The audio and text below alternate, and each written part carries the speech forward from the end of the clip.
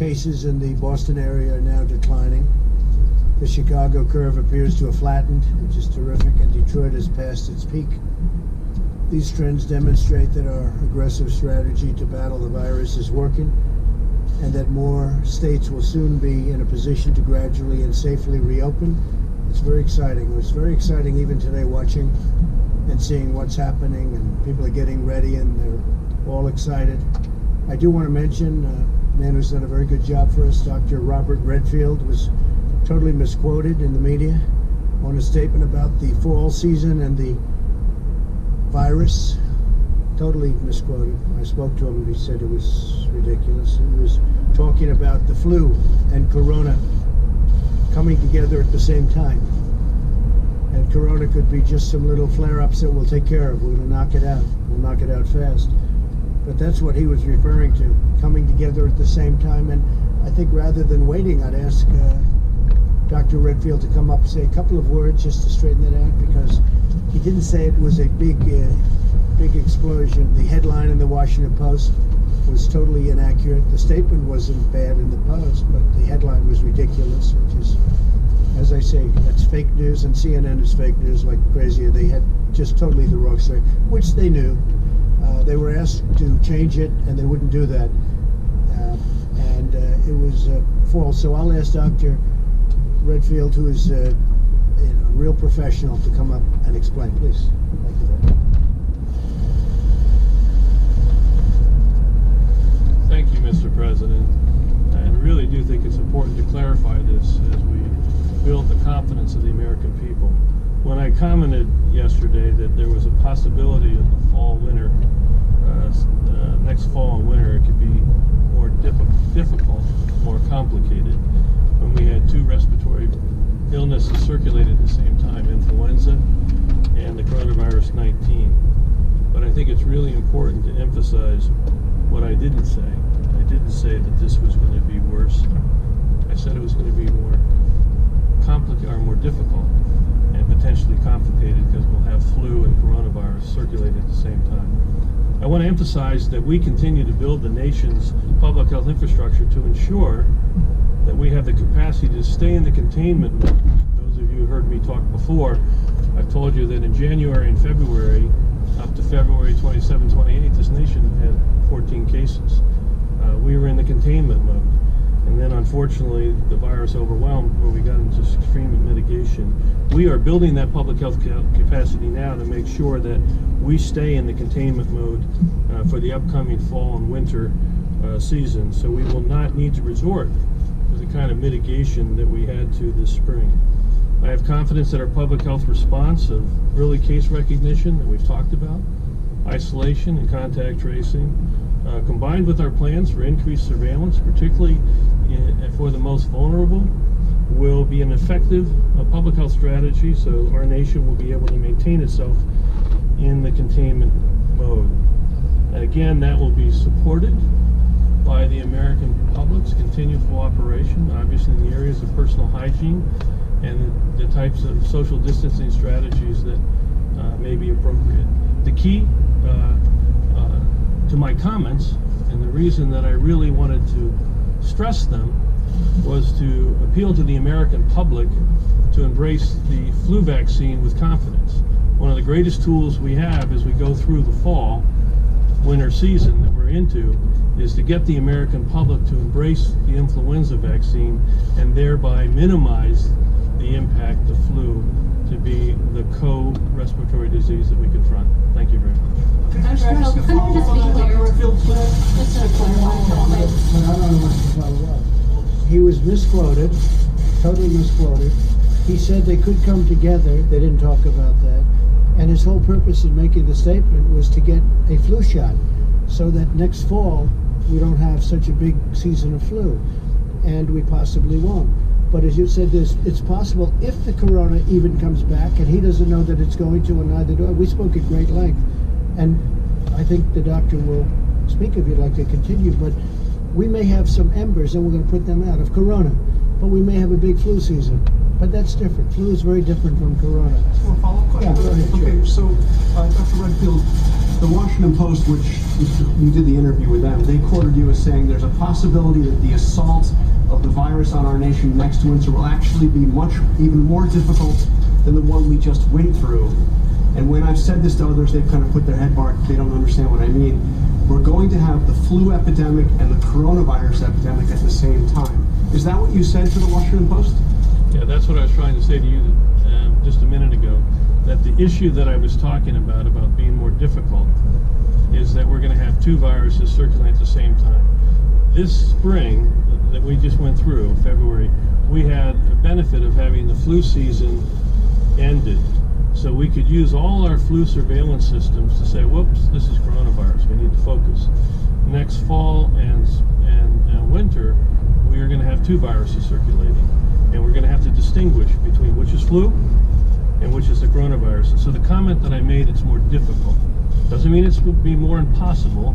Doesn't mean it's going to be more, as some people have said, worse. It just means it's more difficult because we have to distinguish between the two. And what I was wanting to do, and what I want to do again here, is appeal to the American public to recognize they can really help, like they did with mitigation, which they really helped.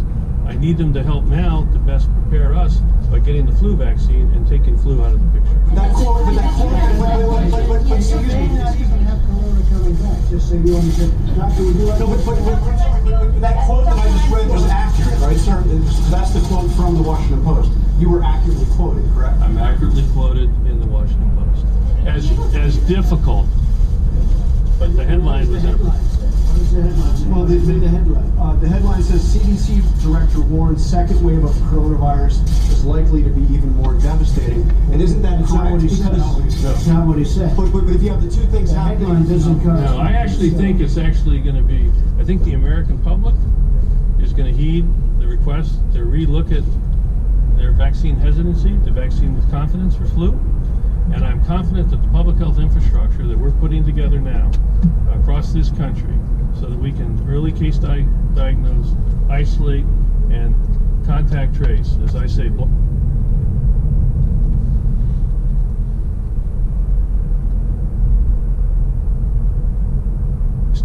diagnose, isolate, and contact trace, as I say, block and tackle, block and tackle. That system is going to be there, and we're going to be able to contain this virus. Why did you retweet the article if it's inaccurate? Doctor, why did you retweet it? You were involved. So we talked about this yesterday when you asked me this question, and someone I think used the word devastating, and I want to really again emphasize to the American public that when we first interacted with this virus for the first time in the February and March timeframe, we didn't have an understanding of its transmissibility, all of its symptoms. We do now. And I think what we are building together when we talk about the public health infrastructure, it is very much working on the surveillance piece, but I think we also know the strength of the American people and their ability to immediately understand how to protect themselves with not touching their face, making sure that they're washing their hands. But the other piece I wanted to talk about, and we mentioned yesterday also, that we have this summer, while we have flu surveillance that we can utilize and syndromic management that we can utilize, we have all of that time to prepare clearly the testing algorithm that you would need in a flu potentially if COVID came back. Potentially. And so we are preparing for that potential right now, and I think we spoke to you all about that and talked about how we're not only preparing for today and tomorrow, but we're preparing for 6 months from now, 3 months from now, and making sure that all of these pieces are in place. I think what Dr. Redfield clearly was asking for, just like we ask for every American to follow the guidelines, he's saying please add to that guidelines getting your flu shot and making sure you're protected. There's a good chance that COVID will not come back. We don't And know. it goes back, it's in a very small confined area that we put out. Well, the great thing is we'll be able to find it earlier this time. And I think that's what we're talking about. We'll find those cases earlier. So what Dr. Redfield said, we would be able to stay in containment phase. And what we're also hoping, and we talked about this about 4 or 5 weeks ago, that we're hoping that the flu infections also go down because people are much more aware of respiratory illnesses and how to protect themselves. We want you to get your vaccine, but we also want to also protect individuals from getting the flu because of the vulnerability we know in certain populations to flu and the devastating outcomes to flu. We could prevent and decrease both of those things. So I think we are assured that the CDC is putting in place today what we are going to need in the fall so that we can stay in containment if potentially the virus comes back. And if it comes back, though, it won't be coming back in the form that it was. It will be coming back in smaller doses that we can contain. But what the doctor was saying, and I spoke to him at great length, he was saying if it should come back together, now you have a flu and you have the embers of corona. But in my opinion, from everything I've seen, it can never be like anything that we've witnessed right now. Would you say that's the correct statement? Absolutely. It's nothing like what we're talking about. What we've just gone through, we will not go through. You could have some embers of corona and you could have a big flu system. And if they combine, if they come together, it's not great, but we will not go through what we went through for the last 2 months. Yeah, Mr. President, is that a correct statement? I understand that the United States will certainly be more prepared in the fall, but how can you say that you know it won't come back at the same level that it has today? What it is estimated, it might not come back at all, Jeff. It may not come back at all. He's talking about a worst case scenario where you have a big flu and you have some corona. And if it does come back, it's not going to come back, and I've spoken to 10 different people, not going to be like it was. Also, we have much better containment now. Before, nobody knew about it. Nobody knew anything about it. We understand it. Now, if we have pockets, a little pocket here, then we're going to have it put out. It goes out, and it's going to go out fast. We're going to be watching for it. But it's all possible. It's also possible it doesn't come back at all. But I don't understand how you know it won't come back on a big scale. I didn't say it's not. I said if it does, it's not going to come back on anything near what we went through. But you could have a mess where they come at the same time. And if they come at the same time, the flu is not the greatest thing in the world, Jeff. It's not the greatest thing either. If they come at the same time, you have them both. But if we have embers of corona coupled with the flu, that's not going to be pleasant, but it's not going to be what we've gone through in any way, shape, or form. Yeah. If you don't think that it's going to come back at the same severity it is right now, why are you still directing that taxpayer dollars to spend on emergency procurement of ventilators? Tens of Because thousands. we have to have them for other reasons. Something else could come. I mean, we didn't know about corona. Now we know about corona. But look at what happened. And now we did have the H1N1 swine flu. We had that. We have other things that have happened. We had various forms of flu, but nothing like what we've had here. Nothing at all like what we've had here with the virus. But something could happen. I think that the stockpiles, we're making hundreds of thousands of ventilators right now. Nobody writes about that. You know, at the one time, all they talked about was ventilators, right? Because you didn't think it was possible for me to solve that problem. And I solved it, and nobody can believe it. I just spoke to world leaders today who desperately need ventilators. They said the job you've done, and we're sending 500 to Mexico, then another 500 to France. We're sending some to Spain. We're sending some to Italy. We have them, they're being made by the thousands. And world leaders, I spoke to Prime Minister, I went through a lot of different calls today. I won't even tell you. But I went through, I can give you a list if you want. But I went through a lot of calls to a lot of leaders. Spoke with Pakistan. They would like to have some ventilators. We're going to get them some ventilators. But they all said to me one thing. It was incredible that you solved the ventilator problem, because that was a big problem. The testing problem. We've done more than any other nation in the world. Go a step further. If you added up the testing of every nation in the world, put them together, we've done substantially more than that. You people aren't satisfied. So let's say we had 350 million people in the United States, right? Let's say. And if we gave every one of those people a test 10 times, so we gave 350 people a test 10 times, the fake news media would say, where's the 11th time? He didn't do his job. Trump didn't do his job. because you have a lot of bad reporting out there. It's very sad, and it's so bad. That's not true. Well, you're one of the leaders of the bad reporting. No, but it's not true. Okay, let's get on to another subject. I wanted that to be cleared up. If you want, we can get onto it later. But I want the Vice President to speak. But you ought to get the news accurately. You ought to write it. If you take a look at what you wrote about the ventilators, and when we became the king of ventilators, we're making different factories all over, ventilators, by the thousands. In fact, Mike got back from Wisconsin.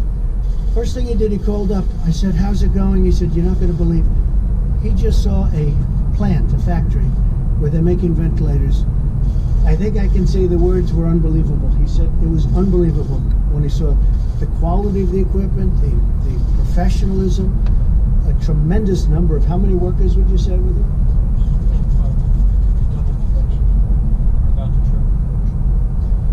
Nobody thought this could be done. The fake news was very unhappy that it was done. But you guys don't ask me about ventilators anymore. Who's unhappy that ventilators Everybody. are being made, Because Mr. you President? never mention it. You never mention it. There's no stories. What a great job we've done with ventilators. We're now supplying ventilators all over the world because no other country could have done what we did. And you should say that's a great story. Instead, you say Trump was slow or slow. We were so fast. Plus, we put the ban on so much earlier. When Nancy Pelosi, as an example, you don't say this, when she's having her rally in San Francisco, in Chinatown, in San Francisco, nobody wants to say that. If we didn't, and Dr. Fauci said this, if we didn't close our country to China, we would have been so infected like nobody's ever seen. When you saw the chart, and we were at the top of the list in terms of success, nobody wrote it. I said, where is anybody going to use that chart? Nobody wrote it. In terms of mortality, you saw that. Nobody wrote it. Germany and our country, the most successful in terms of mortality. Nobody wrote it. It would be great if you wrote the truth, but let's get on with it because I want Mike to speak and then we'll take some more questions on the assumption you'd like to, and I think you probably will. It's been encouraging to watch states begin to open up and it really has been. It's a beautiful thing to see as restrictions are lifted. We must maintain vigilance and continue practicing social distancing. I encourage governors to follow a careful, phased approach, and I want to remind all Americans to adhere to our guidelines, very important. The governors are going to adhere, hopefully, or they're going to do what they think is best. I want them to do what they think is best, but ideally they'll adhere. Wash your hands, avoid close physical contact as much as possible, and wear a face covering when distancing is impractical. There are cases. We flattened the curve and really made tremendous progress, but we must guard against a dangerous rebound. We don't want a rebound. It's so important. This is what we're just talking about. We don't want a rebound. The doctor doesn't want a rebound. These people definitely don't want a rebound. I don't think you want one, do you? You, especially. We don't want rebounds after all this death that we've suffered. Not work. I don't view work. I view it death. That was unnecessary. Should have never happened. Should have never left that little area where it started. You know it, and I know it, and they know it. In our all-out war against the virus, we continue to make great strides on testing. Famous testing. Doing more than anybody else anywhere in the world. Nothing funny about that, John. Most of the governors have never faced a situation like this before, but we're helping them find unused testing capacity within their states. Tremendous testing capacity that the governors in many cases didn't know they had. And additional capabilities are coming online every day. We're coming up with new equipment like the Abbott Laboratories equipment. On site, 5 minutes, great success. Everybody wants it. But you can only make so many of those machines, so we have many other forms of testing. We have many other machines that do it very quickly and by the millions. Our task force issued its reopening guidelines earlier than April 30th to give governors the time that they needed to develop testing capability and capacity and customize plans for their states, which many of them did. We've had some governors do a fantastic job on testing and on a lot of other things. I spoke, as you know, Governor Cuomo was here. We had a great conversation on testing yesterday, and they're doing a really good job in New York. We're working very closely with each of the states to help them succeed. I spoke earlier today with Governor Newsom, California, and that was all about testing that conversation. He's been scaling up really well, really good job. And I agreed to help him get some of the critical supplies that California needs to make use of the tremendous capacity that they found. This is a tremendous testing capacity, and I'm going to do it very quickly. He needs certain things. We're going to get that to him very quickly.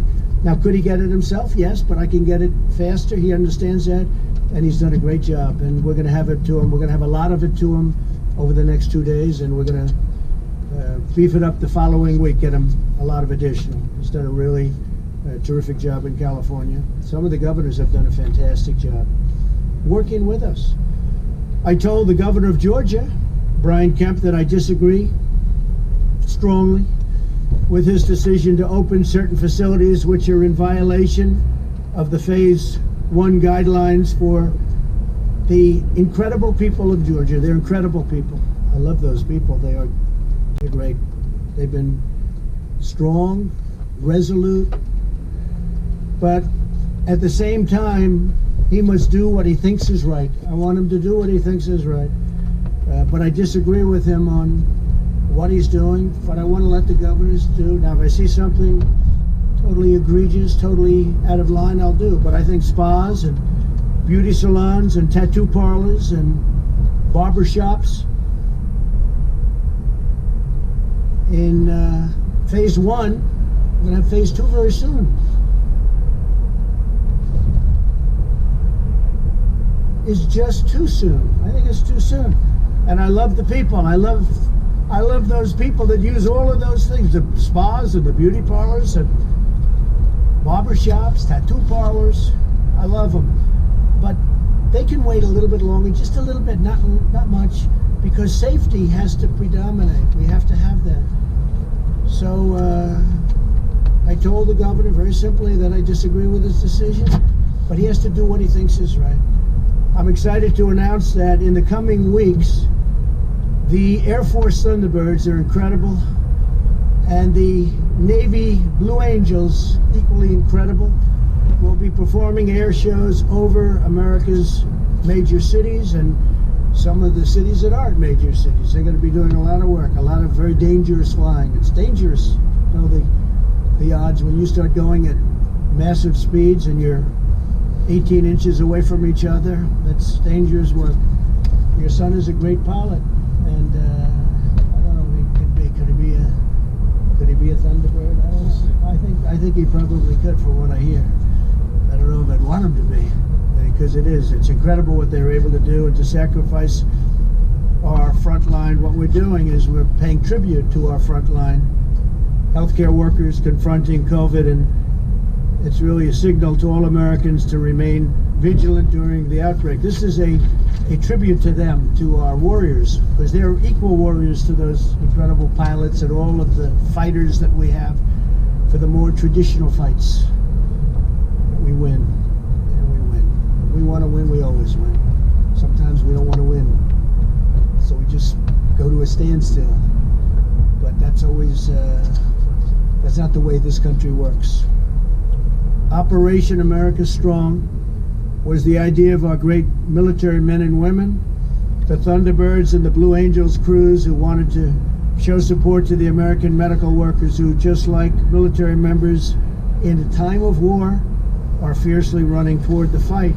It's going to be great. I want to see those shows. I've seen them many times, and can't get enough of them. And on July 4th, we'll be doing what we had at the mall, as you know. We're going to be doing it. Last year was a tremendous success, and I would imagine we'll do it. Hopefully I can use the term forever.